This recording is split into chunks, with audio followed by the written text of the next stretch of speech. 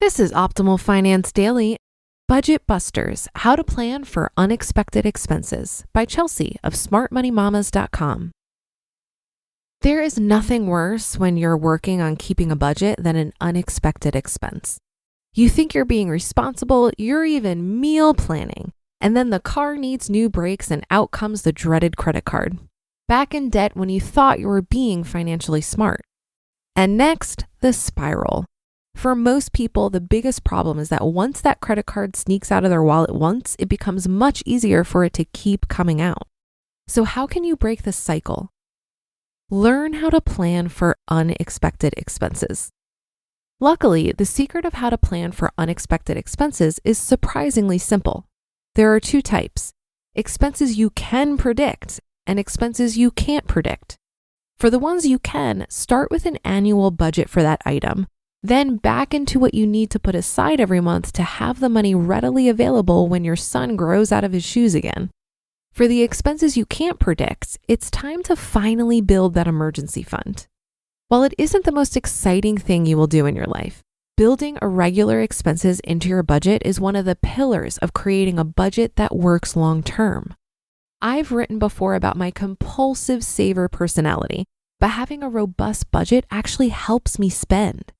Instead of having a complete meltdown when our HVAC system died 5 months after we bought our home, I wrote a check. That was what the money in the home maintenance budget was there for. The unexpected expense became an annoying bump in the road, but it didn't ruin my summer. Know what you know, considering irregular expenses. Every single year, the excise tax on daddy fish and my cars surprises me. Every freaking year. We used to live in a state that didn't have excise taxes on vehicles, and somehow I continue to block it out. It drives me nuts that I have to pay the state to own my car when there are tolls every 50 yards. But I digress. The truth is, most unexpected expenses are just like our excise tax. They aren't unexpected, just forgotten. The best way to plan for these expenses is to just take the time to think through your common expenses that may not happen monthly as you build your budget. Creating an annual budget. I'm a big fan of a flexible monthly budget. For budgeting to last long term, you need to be forgiving of the changes in spending that happen month to month. However, not all expenses get conveniently billed monthly. When you're initially setting up your budget, it's helpful to think through your annual expenses as well as your monthly ones. What necessary expenses happen every year, even if you don't know exactly when they'll hit? To get your mind working, I included some common budget busters in this post, from home to children, auto, health-related, and more. It can help you look back at old credit card statements for what you've spent on these things in the past. But if you're looking to turn over a new leaf, I would do some research on what you're willing to pay going forward. There's a lot of data out there on what Americans pay for different products and maintenance services. You can generally get a good sense of what is typical for your area and determine how that relates to your goals. For instance, the average American family spends $624 per year or $52 per month on clothing for older kids and teens, according to the University of Minnesota Extension. Affluent families pay $936 a year or $78 a month. Will you commit to only buying your children clothes at clearance sales, or do you plan to put your little one in designer jeans? Will your younger child largely wear hand-me-downs with a few new items? Setting your priorities on these expenses early on will help when your kids grow out of yet another set of clothes. Utilizing your annual budget.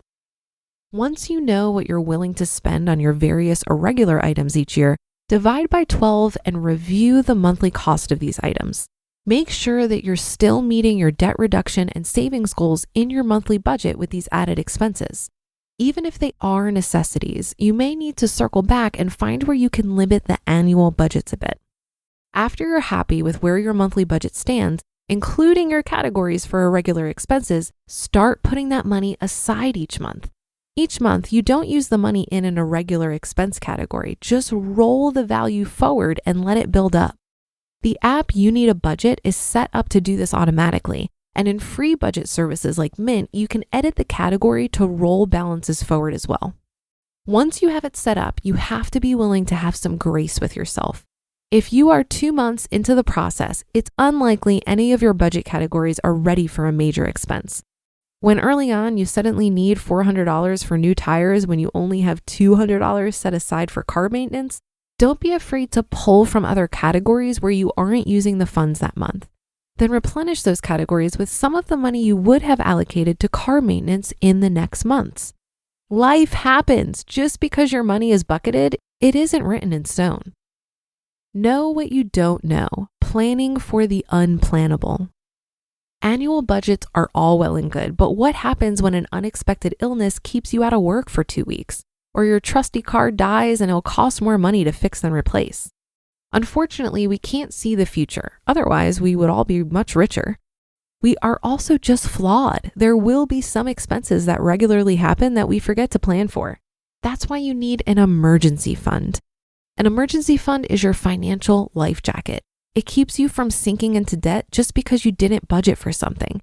It's easier, cheaper, and faster to replenish an emergency fund than to pay down credit card debt for an unexpected expense. The average APR for a credit card as of September 2016 was 13.8%. Cashback cards have an average of 20.9%. I don't know about you, but I would rather put a little bit of money away for an emergency than spend months lining a credit card company's pockets with high interest payments. If you don't have an emergency fund now, I would make it a priority in your budget. I recommend a minimum of $1,000 if you have other debt before aggressively paying that debt down, then at least $3,000 or 3 months of expenses after that. This should be enough to cover most major expenses and protect you from broader money issues. Protect your wallet, expecting the unexpected. With a robust monthly budget that accounts for irregular annual expenses and a solid emergency fund, you will have finally broken the paycheck to paycheck cycle. That extra monthly cost once in a while may be annoying, but the annoyance won't stay with you for months on end. When you know your expenses are planned for and you're protected from financial potholes in the road, your budget will finally feel freeing instead of restricting.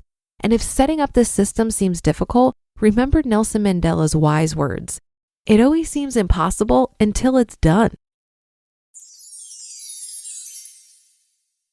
You just listened to the post titled Budget Busters: How to Plan for Unexpected Expenses by Chelsea of smartmoneymamas.com. I know we've all been there, setting those ambitious New Year's resolutions. By mid-January, most of us have already given up. But what if I told you there's one financial resolution you could actually stick to because it happens automatically? Well, today's episode is sponsored by Acorns. And Acorns makes it easy to start automatically saving and investing so your money has a chance to grow for you, your kids, and your retirement. You don't need to be an expert. Acorns will recommend a diversified portfolio that fits you and your money goals. You don't need to be rich. Acorns lets you invest with spare money you've got right now. You can start with $5 or even just your spare change. Acorns is great because this type of automation is exactly what we talk about on this show. Head to acorns.com/OFD or download the Acorns app to start saving and investing for your future today. Paid non-client endorsement. Compensation provides incentive to positively promote Acorns. Tier 1 compensation provided. Investing involves risk. Acorns Advisors, LLC, an SEC registered investment advisor. View important disclosures at acorns.com/OFD. You sign up for something, forget about it after the trial period ends, then you're charged month after month after month. The subscriptions are there, but you're not using them. In fact, I just learned that 85% of people have at least one paid subscription going unused each month. Thanks to Rocket Money, you can see all of your subscriptions in one place and cancel the ones you're not using anymore, saving more money. Rocket Money is a personal finance app that helps find and cancel your unwanted subscriptions, monitors your spending, and helps lower your bills so you can grow your savings. The app automatically scans your bills to find savings opportunities and will even negotiate with service providers on your behalf. No more waiting on hold. And their new goals feature makes saving automatic, perfect for building an emergency fund or saving for a house. Cancel your unwanted subscriptions and reach your financial goals faster with Rocket Money. Go to rocketmoney.com/OFD today. That's rocketmoney.com/OFD. rocketmoney.com/OFD. What a great reminder from Chelsea of the freedom that comes with having an emergency fund for unexpected expenses. While certain expenses do seem to hit you out of nowhere, we all know they are lurking in our unseen future. So in a way, we can expect the unexpected. You can plan for the unexpected with an emergency fund and not feel bad about paying for the surprise vet visit or new car battery because this is in your budget in the form of an emergency fund.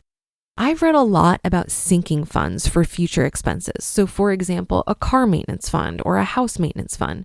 But personally, I've just always kept a stash of money in a savings account to pay for whatever might come up. I've thought about using a service like Cube Money or Simple Bank, or even You Need a Budget, to organize my money a little better and have clear short-term savings goals rather than lumping it all together. I think if the gap between your income and your expenses is relatively small, these tools can be incredibly helpful to bring hyper awareness into where your money is going and giving every single dollar a job even before it hits your bank account. Also, I think a budget is only as useful as how much you engage with it. You should be reviewing it at least once per month to see how you're tracking against your budget and to see if you need to make any adjustments. Remember, money is only as valuable as your clarity on how you will use it and your comfort level with how much is enough. So that's a wrap for another edition of Optimal Finance Daily. Have a great rest of your day, and I'll see you back here tomorrow where your optimal life awaits.